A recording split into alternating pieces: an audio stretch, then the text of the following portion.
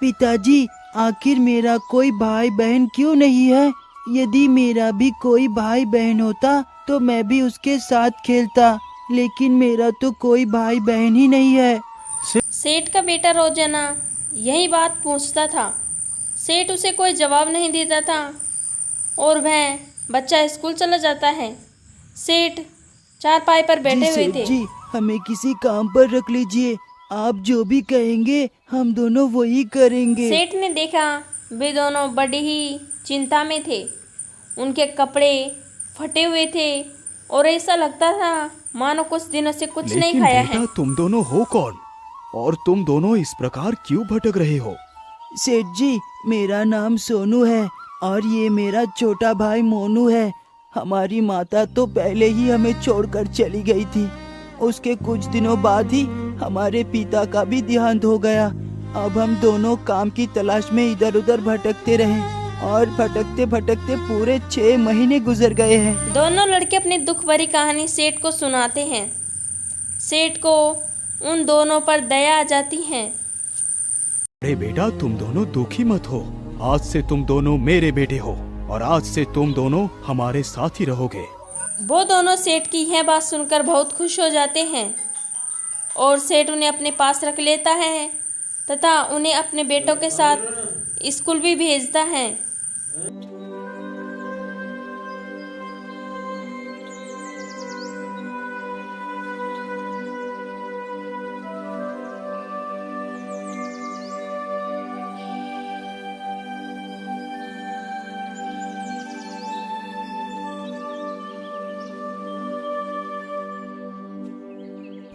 अरे सेठ जी, यदि आप बुरा ना माने तो मैं आपसे कुछ कहना चाहता हूँ। हाँ, हम मुनीम जी, बोलिए, आप क्या कहना चाहते हैं? सेठ जी, अब तो वीर सिंह बड़े हो चुके हैं। हमारे हिसाब से उनके लिए हमें योग्य कन्या ढूंढनी चाहिए। हाँ मुनीम जी, आपका सोचना एकदम उचित है। आप ऐसा करिए, आप आज ही जाइए और एक अच्छा सा रिश्ता हमारे पुत्र के लिए ढूंढ कर लाइए। सेठ की बातें सुनकर मुनीम वहाँ से चल देता है। सेठ और मुनीम की बात दोनों लड़के सोनू और मोनू सुन रहे थे। अरे भैया, मुनीम जी तो वीर के लिए रिश्ता ढूंढने गए हैं। यदि वीर का विवाह हो गया तो हमें जायदाद में से कुछ भी नहीं मिलेगा। हाँ मोनू, तुम एकदम ठीक कहते हो। हमें कुछ न कुछ करके इस रिश्ते को तोड़ना ही होगा।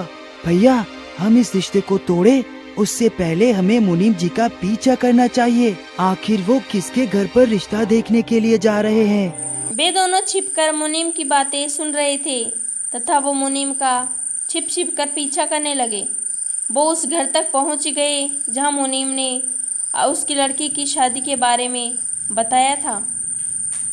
अच्छा सेठ जी, अब मैं चलता हूँ। मुझे यह खुशखबरी अपने मालिक को भी सुनानी है। इतना कहकर मुनीम वहाँ से चला जाता है। अरे भैया, अब तो इन दोनों का विवाह तय हो गया है। अब हम क्या करें? अरे भाई, तुम फिक्र ना करो, इसके लिए हम दोनों कुछ ना कुछ जरूर करेंगे।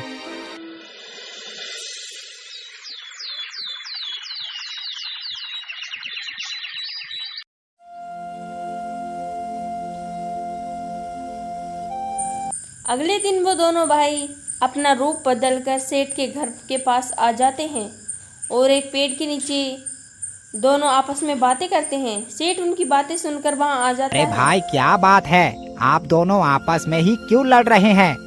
अरे कुछ नहीं सेठ जी, ये एक ज्योतिषी है। इसने मुझे कहा था कि कल मेरा बैल मर जाएगा, तो इसकी बात सही हो गई। आज मेरा बैल मर गया है। मुझे लगता है कि मेरे बैल पर इसने कोई जादू टोना कर दिया है। अरे नहीं नहीं भाई, मैं कोई जादू टोना नहीं जानता। मैं तो सिर्फ तुम्हारा भविष्य बताया था। अरे रुको रुको, यदि तुम वास्तव में ही भविष्य बता सकते हो तो बताओ मुझे, मेरा भविष्य क्या होगा? सोनू झूठ मार सेठ का हाथ पकड़ के ज्योतिषी होने का दिखावा करता है। सेठ जी, वैसे तो आपका भविष्य बहुत ही अच्छा है, लेकिन आपसे एक बहुत बड़ा पाप होने जा रहा है। लेकिन भाई, मैं तो कोई भी पाप नहीं किया हूँ। सेठ जी, अभी आपने पाप नहीं किया है, करने वाले हैं। आप अपनी पुत्री का विवाह एक पागल लड़के के साथ करने जा रहे हैं। अरे मूर्ख ज्योतिषी, तुम ये क्या बकवास कर रहे हो? चलो भागो यहाँ से। यह बात सुनकर दोनों भाग जाते हैं, लेकिन ज्योतिषी की बात सेठ के मन में खटकती है। नहीं नहीं, ऐसा नहीं हो सकता, ये जरूर कोई पागल ही होगा। फिर वो दोनों अपने सेठ के घर आते हैं और वहीं पर झूठ मूठ ज्योतिषी होने का दिखावा करते हैं। सेठ उनके पास आता है। अरे भाई क्या बात है, आप दोनों इस प्रकार आपस में ही क्यों लड़ रहे हैं? अरे कुछ नहीं सेठ जी, ये एक ज्योतिषी है। इसने मुझे कहा था कि कल मेरा बैल मर जाएगा, तो इसकी बात सही हो गई। आज मेरा बैल मर गया है। मुझे लगता है कि मेरे बैल पर इसने कोई जादू टोना कर दिया है। अरे नहीं नहीं भाई, मैं कोई जादू टोना नहीं जानता, मैं तो सिर्फ तुम्हारा भविष्य बताया था। तो फिर ठीक है, बताओ मेरा भविष्य क्या है?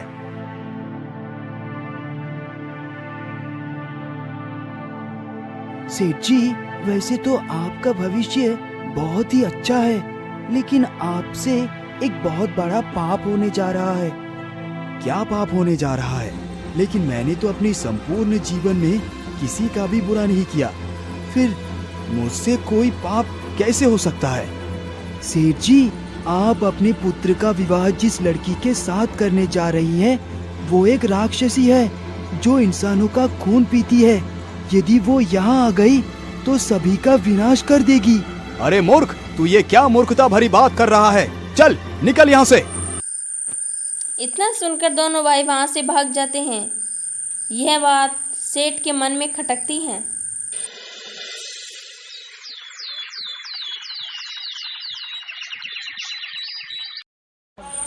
वह समय भी नजदीक आता है।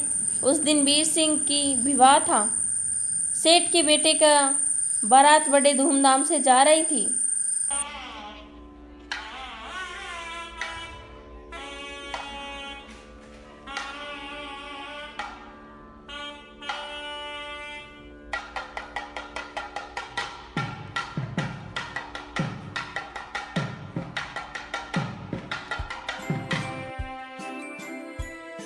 बारात चलते चलते नगर के करीब पहुंच जाती हैं।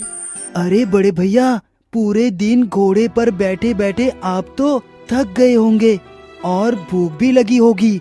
ये लीजिए, कुछ फल खा लीजिए। वीर सिंह ने उनके दिए हुए फल ले लिए थे और उन्हें खाने लग गया। उन दुष्टों ने उस फल में नशीली दवाएं छिड़क दी थी, जिससे सेठ को वह साबित कर सके कि वह एक पागल इंसान है। उन्होंने इस नीच हरकत के कारण वीर सिंह को अपना गुलाम बना ही लिया। वीर सिंह अपने ससुर जी और पत्नी के सामने अजीब हरकतें करने लगता है। अरे बंद करो ये सब, मैं एक पागल लड़के के साथ अपनी पुत्री का विवाह नहीं कर सकता। वीर सिंह की हरकतें देख लड़की को कुछ संदेह हुआ। अरे ये क्या, मुझे लगता है इनके साथ जरूर कोई छल किया गया है। पिताजी, आप ये विवाह नहीं रोक सकते, मैं अब इन्हीं के साथ विवाह करूंगी। लेकिन पुत्री, एक पागल लड़के के साथ तुम विवाह कैसे कर सकती हो? लड़के की जिद के आगे वह विवाह अच्छी तरह से संपन्न हुआ। फिर शाम होते होते बारात घर की ओर निकल जाती है।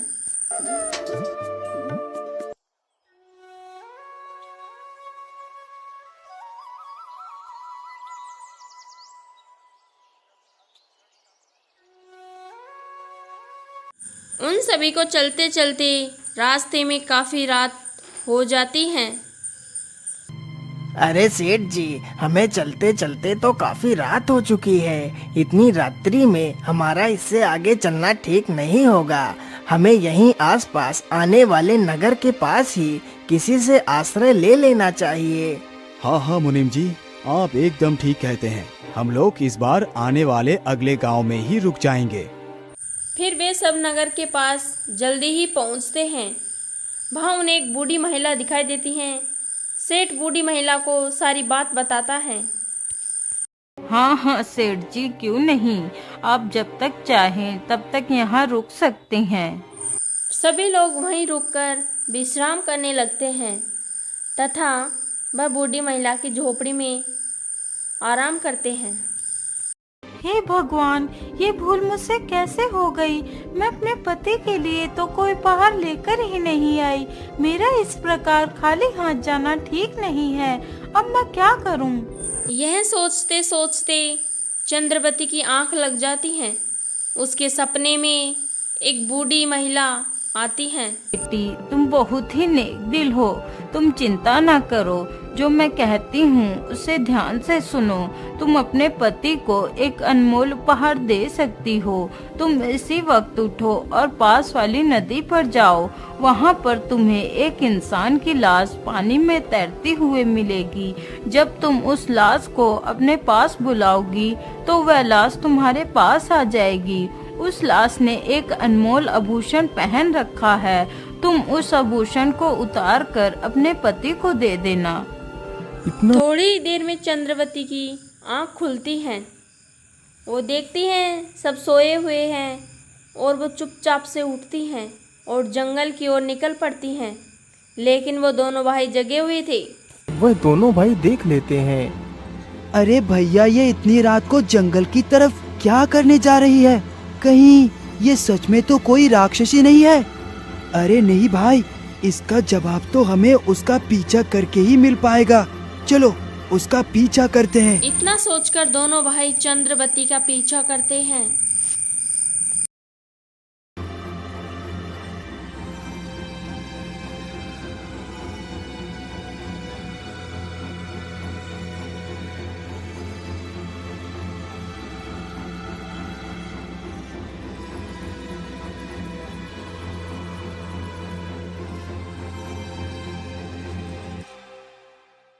मुझे लगता है ये तो वही नदी है जिसको मैंने अपने सपने में देखा था।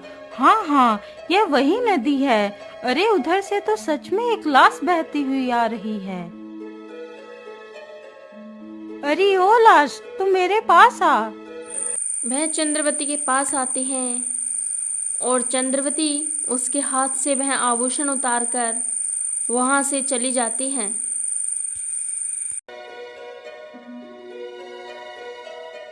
अरे बाप रे बाप, ये तो इस लाश के हाथ से कोई आभूषण उतार कर लेकर गई है। अरे भाई, इस लाश ने तो हमारा काम और भी आसान कर दिया है। वो कैसे भैया? मैं कुछ समझा नहीं। अरे भाई, तुम बस देखते जाओ मैं क्या करता हूँ।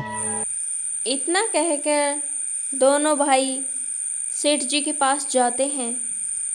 अरे पिताजी, जल्दी उठिए पिताजी, और हमारे साथ चलिए। क्या बात है बेटा, तुम दोनों इतनी रात को क्यों जाग रहे हो? पिताजी, हमारी भाभी एक राक्षसी है। अरे मूर्ख, ये क्या बक रहे हो? हाँ पिताजी, हम दोनों ने अपनी आंखों से देखा। भाभी नदी पर गई थी और वहाँ पर एक आदमी को मारकर उसका खून पी गई थी। उस आदमी का शव अभी भी नदी पर पड़ा है। यदि आपको मेरी बात पर विश्वास नहीं है तो हमारे साथ चलकर नदी पर देख लीजिए। उन दोनों की बात सुनकर सेठ घबरा जाता है और वो जल्दी से नदी के पास जाता है तो वो देखता है वहाँ पर एक शव पड़ा हुआ था। अब तो सेठ की बात यकीन में बदल चुकी थी। सेठ गहरे सोच में पड़ जाता है।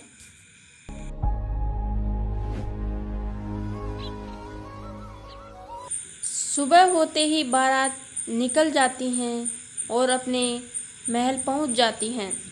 शाम होते ही सेठ अपने बेटे को बुलाकर उनसे बोलता पिताजी, है, ऐसा कैसे हो सकता है? बेटा, यदि तुम्हें मेरी बात का भरोसा नहीं है तो तुम उससे पूछना कि उसके पास वो सुंदर आभूषण कहाँ से आया है। वीर सिंह इतना सुनकर अपनी पत्नी के पास जाता है और उन्हें कीमती हार निकाल कर देता है। तभी चंद्रवती उन्हें वो महंगा आभूषण देती है।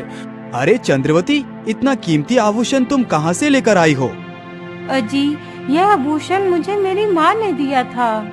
अरे चंद्रवती, तुम मुझसे झूठ बोल रही हो। तुम्हें मेरी कसम, ये सच सच बताओ कि तुम्हें ये आभूषण कहाँ से मिला है। इतना सुनकर चंद्रवती घबरा जाती हैं और सारी कहानी वीर सिंह को बता देती हैं। अब भी मुझसे झूठ बोल रही है? अभी तो तूने कहा था कि ये आभूषण तुझे तेरी माँ ने दिया है। अब मुझे पूरा यकीन हो गया है कि तू एक राक्षसी है। नहीं जी, आप मुझे गलत समझ रहे हैं। मैं कोई राक्षसी नहीं हूँ, मैं तो एक साधारण स्त्री हूँ। बेचारी चंद्रवती वीर सिंह को समझाने लगी हुई थी, लेकिन उसने एक भी बात नहीं सुनी और वो वहाँ से चला जाता है। सभी लोग घर में चंद्रवती से दूरियां बनाने लगे। फिर एक दिन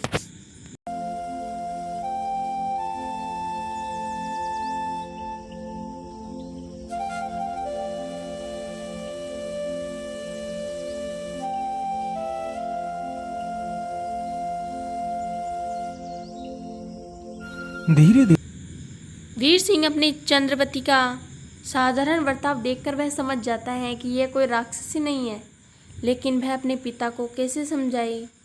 वह उससे छिप छिप कर मिलने लगता है।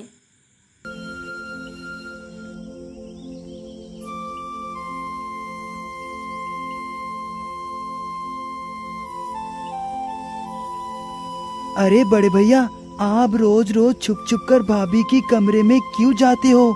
आपको तो पता ही है भाभी एक राक्षसी है।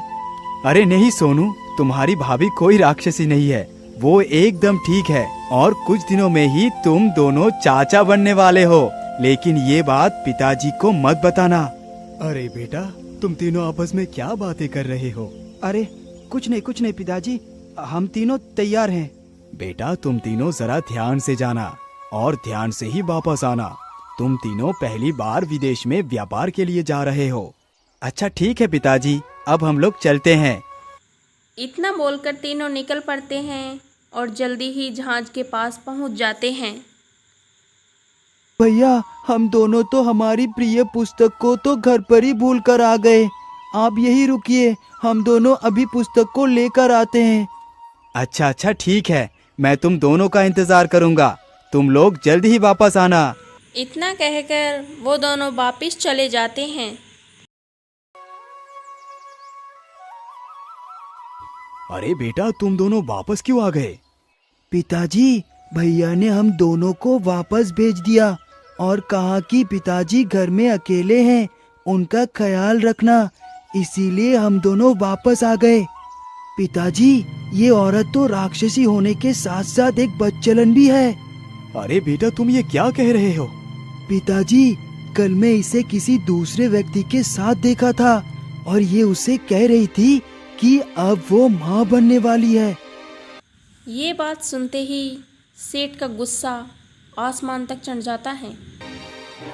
वो मैंने सुना है कि तुम जल्दी ही माँ बनने वाली हो। क्या ये बात सत्य है? हाँ पिताजी, यह बात सत्य है। क्या कहा? ये बात सत्य है? अरे धूर्त, तू तो राक्षसी होने के साथ साथ एक बदचलन स्त्री भी है।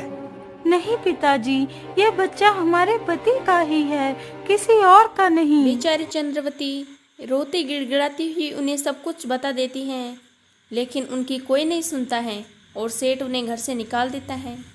वह जंगल की ओर निकल जाती हैं। समय हो गया, लेकिन वो दोनों अभी तक लौटकर नहीं आए। मुझे लगता है कि वो दोनों विदेश नहीं जाना चाहते। अरे माझी, चलो जहाज को ले चलो।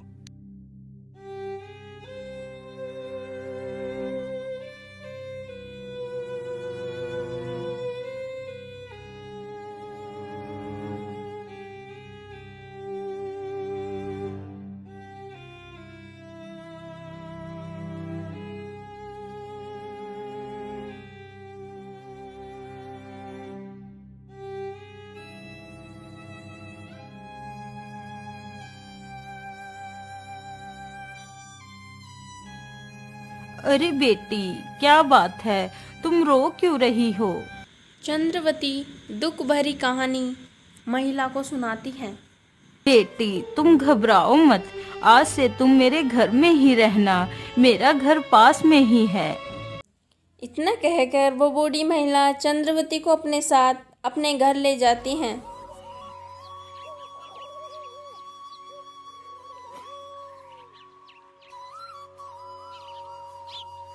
बेचारी चंद्रवती रोज जंगल से लकड़ियां चुन चुन कर लाती थी और उधर वीर सिंह विदेश से व्यापार करके वापस घर लौटता है तो वो देखता है कि उसकी पत्नी वहां नहीं है।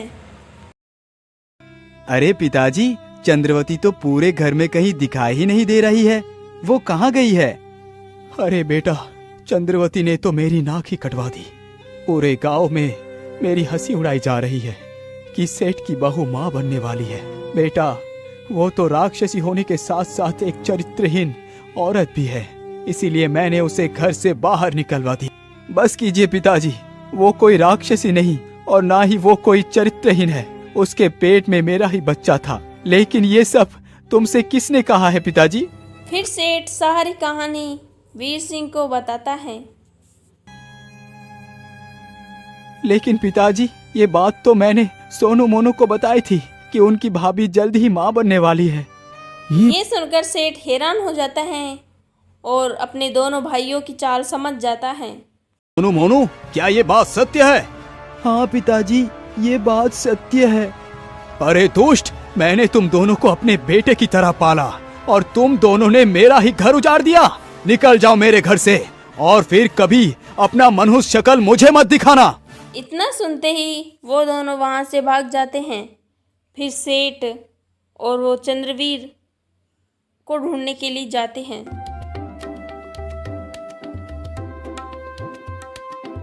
वीर सिंह चलते चलते वहीं पहुंच जाता है जहां चंद्रवती लकड़ियां चुन रही थी। अरे, ये स्त्री कौन है जो अकेले ही यहाँ पर लकड़ियाँ चुन रही है?